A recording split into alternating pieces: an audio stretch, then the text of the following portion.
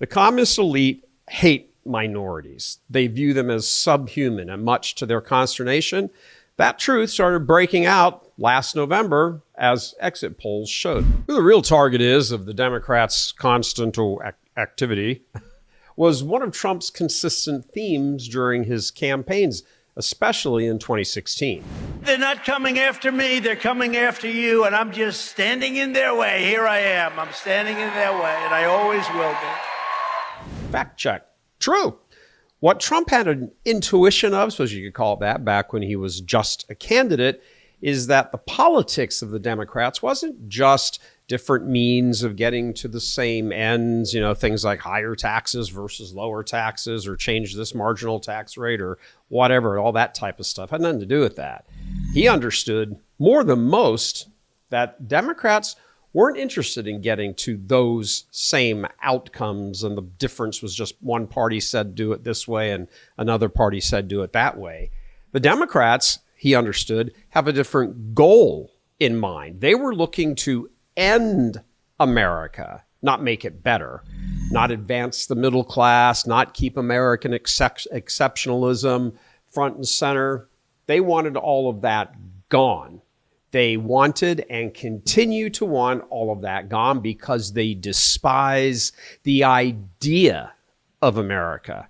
And that means they play by different rules, meaning violence is okay if your cause is noble enough. And in their minds, nothing could be more noble than the destruction of America, because the idea of America would vanish with the end of the country.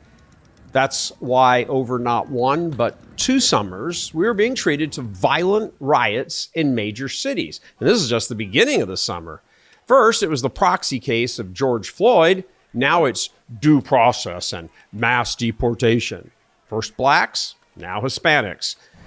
For the record, the ruling class of the communist Dems, they don't give a rip about blacks or Hispanics.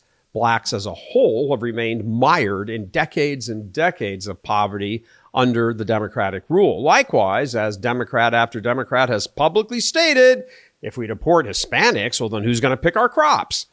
The communist elite hate minorities. They view them as subhuman, and much to their consternation, that truth started breaking out last November as exit polls showed. People started catching on to it in those communities. But there's a larger question here, much larger question. The Dems hate America. They'll resort to any means or methods to accomplish their goal of ending the country, or to use their stupid sounding phrase, disappearing America. There's no argument based on the facts about that. The flip side of that, however, is once America is ended or disappeared, then what? What replaces it? As they are busy trying to transform it, what exactly are they transforming it into? In short, an atheistic wasteland. That's the answer, where everyone, except themselves, of course, is contemptuously viewed as expendable. Human life means nothing to the communists. See the 70+ million murdered children for more on that. Even among their own, they're able to be done away with once their usefulness is over. See Joe Biden and their own primary voters for more on that one. I'm not a blind supporter of the Republican Party. I think many of its leaders are only a step or two above Democratic leaders. Likewise, MAGA, which now constitutes all things Republican except leadership, has quite a few of its own problems. But all that said, it's the idea of America. The idea of America is best held by MAGA, not the GOP, and certainly not the Commie Dems.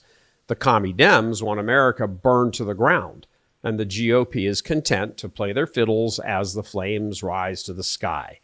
The idea of America holds the possibility of a spiritual renewal, however imperfect, and it certainly is imperfect. The idea of America celebrates families and emotional stability and love and friendships based on God's plan as we see in natural law. The commies detest all that, and the GOP is largely indifferent to it. Christian patriots are the only group that still cherishes the idea of America, and even then, as we've said, imperfectly. The nation is careening towards a day of reckoning. As Abraham Lincoln said, we will be either all this or all that. President Trump is not the savior. He never has been. But he is the catalyst to surface all of this and begin to expose the commies and make people think about the idea of America. That's why MAGA loves him and sticks by him. He protects them, gives them a voice. What MAGA is going to have to figure out pretty darn quickly is, what do they want to do with this voice that Trump is giving them? Coming to you from Houston, Texas, I'm Gary Michael Voris. God love you.